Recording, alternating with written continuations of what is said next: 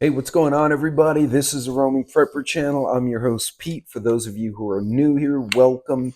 And today is yet another edition of the Situation Report.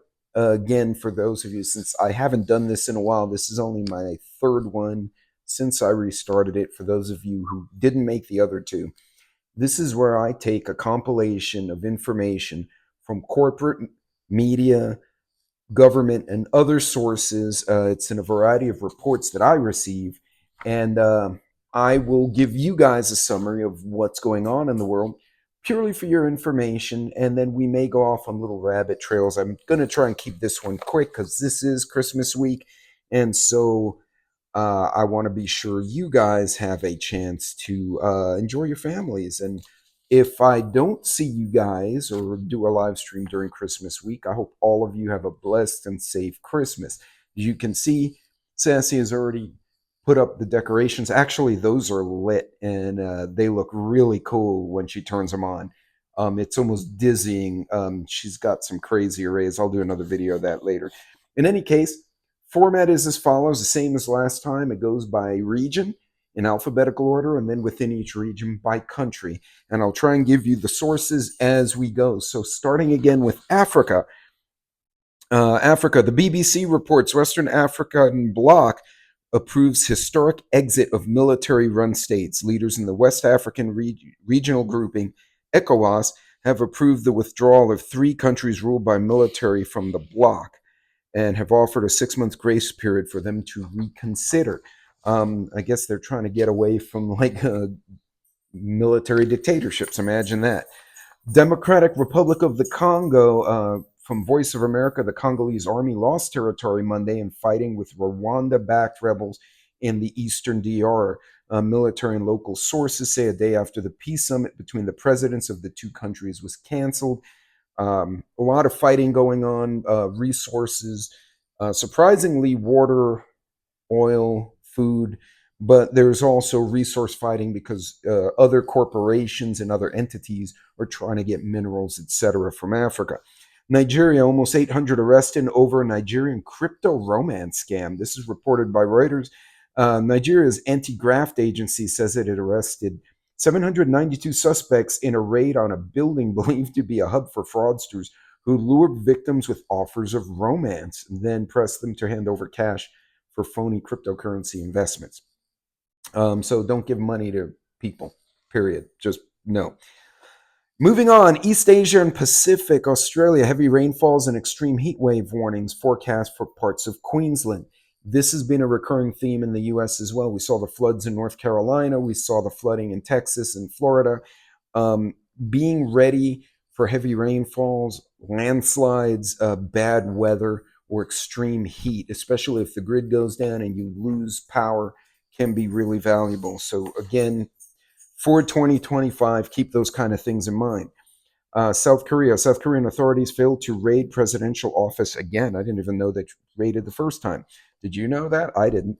South Korean investigators probing President Soon Yuk-yeol short-lived martial law declaration failed to gain entry to his office to seek evidence on Tuesday after the presidential security staff denied them entry. Oh, that's interesting. So imagine the FBI trying to raid the president and the Secret Service tells them no, and they have a standoff. That's basically what's happening in Korea. That's kind of wild. Yeah, I don't even know what to say to that. Here's another one that nobody can help. Vanuatu. Vanuatu hit by a 7.4 earthquake. I can't speak this week. UN reports 6 unconfirmed deaths. This is also reported by Reuters. The earthquake of magnitude 7.4 struck the capital on Tuesday, with the United Nations reporting 6 unconfirmed fatalities. This is one that's really hard to prep for. Usually, if you live in an area that's prone to natural earthquakes, you kind of know that moving into the area, but it's hard to predict what's going to happen. You live in San Francisco, LA, it can happen anytime. And in big buildings, especially, or if you live near the fault, that can be devastating. So when you're traveling or if you're visiting family, be cognizant of that. Do your homework if you're going to relocate for work or for family, or you're going to retire. Get to know the threats in your new area, because that can dictate a lot about how expensive it's going to be, the insurance you're going to need, medical costs, as well as how you should prep for yourself. Okay, moving on to Europe. Environmentalists warn of a disaster as Russian officials race to grounded tankers in Kerch Strait. Environmentalists are warning of a potential disaster posed by two Russian oil tankers that ran aground in the ecologically sensitive waters off Ukraine's Moscow annexed Crimean coastline, as local media reports thousands of tons of low-grade fuel are in the water. That was a result of the fighting back and forth. For whatever reason, the tankers got grounded. This one's interesting. And we'll probably hear more. I'm pre-recording this, so by the time you guys see it, we may know more. Russian general was killed by a bomb in Moscow, according to ABC News. So this general is accused of having used chemical weapons in the battlefield, not only against the Ukrainians, but against the Syrian people at some point. So this guy was kind of a dark bastard. And they got him with a IED in an electric scooter that was just parked on the curb, and it looked like some kid just left the scooter there. If you look, do a search on the news, NBC had a great photo of it. It's just one of those scooters like you or I would get, we'd rent in a city, and we go and go zoom around the city to go see sights. And they packed the handlebars with explosives, and it was sitting upright. So when the thing detonated, it sprayed shrapnel at chest level and just shredded the guy. As a matter of fact, it was such a powerful explosion, it took the bricks off the face of the building and blew the door in. The guy had walked out of the door and was headed to his car. It actually kicked the car, it was a four-door sedan, across the street. That's how powerful the blast was. So if the shrapnel didn't get these guys, the pressure wave probably killed them. And to be honest, a lot of fatalities, those of you who were GWAT deployed, you know this, the pressure waves from explosions, whether they're intentional or accidental explosions, the pressure waves are devastating, because it's not like shrapnel where you can hide behind a wall and the wave will, the shrapnel will hit the wall. Pressure wave can go around much like sound does, and it ricochets off solid objects. Just by way of example, a 5 psi spontaneous change in pressure can cause you to get a nosebleed or eardrum bleeds. 15 pounds can collapse your lungs. It doesn't take a lot. It doesn't sound like much. Your bicycle's got 15 psi in it. And when those things pop, it'll knock you over. It could be really bad. So, yeah, that's really interesting. And the fact that he was hit in Moscow, that's some courageous shit on the part of the Ukrainians. Anyway, moving on. Middle East, North Africa. Israel Houthi ballistic missile triggers. A Houthi ballistic missile triggers sirens in Tel Aviv and across central Israel. That's from the newspaper Tol, T-O-L. I've never heard of them. So apparently the Houthis fired ballistic missiles. Now, there's a lot of ballistic missiles being thrown around the Middle East now. It's not just drones and these Katyusha rockets off the back of trucks. They're firing RCBMs at each other. And that's kind of concerning, because it's only a matter of time someone puts something nasty in one of these things, whether it's a chem, a bio, a nuke, and it goes off and it's going to escalate. So hopefully that doesn't happen, because that would be ugly. This is another interesting one. Syria, UN Refugee Agency expects up to 1 million Syrians to return home in the first half of 2025. UN Refugee Agency official has said about 1 million Syrians are expected to try to return home in 2025, asking countries to refrain from forcing returns until they can get a handle on how many just want to go home now that the war's over. The new government has offered sanctuary and tolerance to any ethnic or religious minorities and anyone who didn't fight against, the people. So we'll see how long that lasts. I'm super interested about this new leadership in that country. I have a friend from Syria. His family is run out of that country, actually, but he still has friends in country. I need to pick his brain, because that'll be interesting. South Central Asia, this is weird. Pakistan, this is reported by Dawn, DAWN news agency.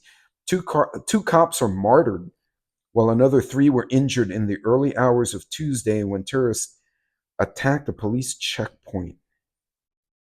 Did they martyr themselves, or are they being considered martyrs because they were protecting the people? I'm not sure what to make of that.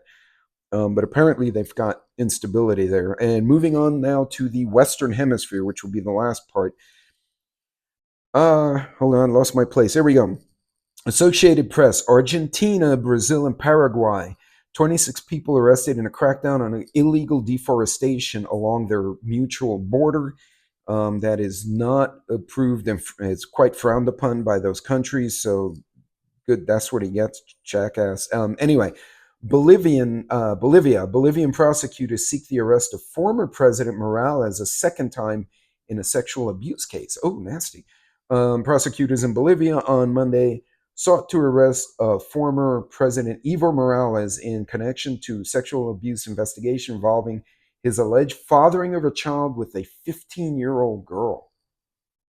So she was 14, 13 when she was impregnated. Jeez, yeah, throw his ass in jail. Anyway, moving on. Canada, and again, I'm pre-recording this. By the time you guys see this, we may have an update. Canada's government adrift after finance minister resigns because the Trump tariffs loom. Somebody said this is the Trump effect. So Trump basically said, Canada, I said I was going to put tariffs. Mexico called me and said, hey, let's work something out. I've got to deal with Mexico, and you're being a hard ass to Trudeau. And he said, maybe we should make you the 51st state. You remember that.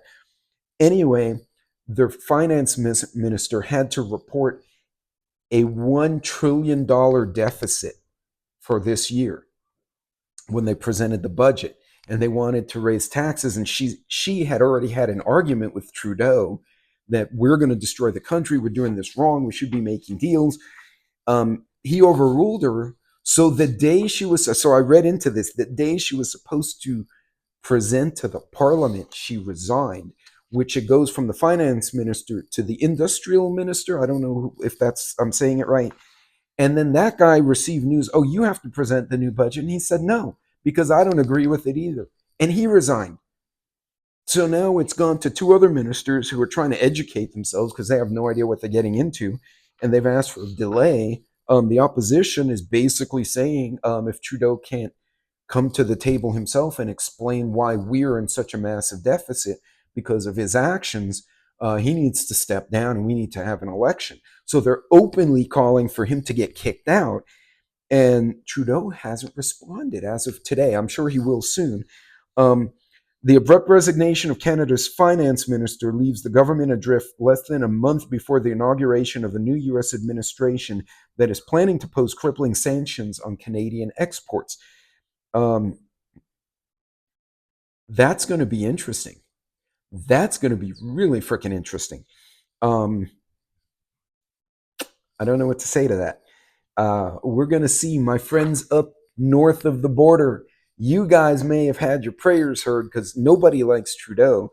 I mean, people didn't like Biden too much, but at least, Biden was like an old guy. You're like, yeah, he's old. He doesn't know what he's doing.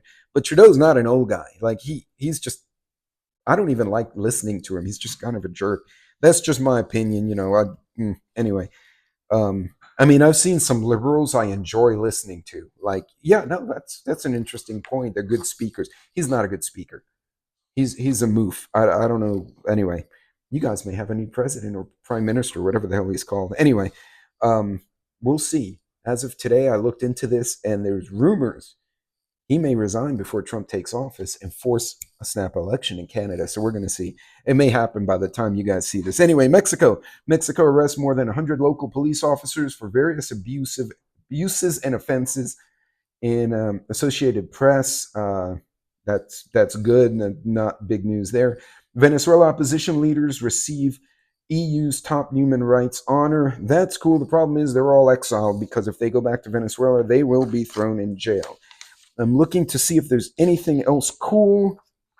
They have a report on the end of the Assad regime. I'm going to see if I can download that if they let me do that. Droughts in Ecuador, no. Trying to see security alerts in Africa, not pertaining to many of us. Vanuatu's earthquake, I already talked about. No, that's about it, folks. So that's it for this situation report. I hope that was useful to you guys. Again, nothing really pressing for those of us in the US, Canada, Mexico.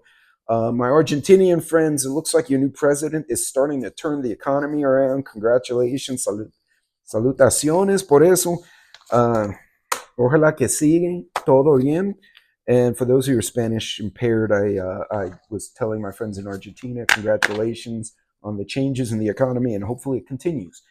In any case, my Canadian friends, hopefully you will get a new prime minister, at least someone who has more of a clue than this monkey's ass you have.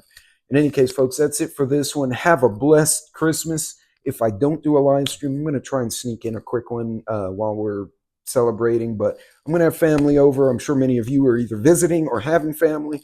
So, and for those of you celebrating on your own, God bless. Know that somebody is thinking of you. You guys take a time out, enjoy some time if you have the ability.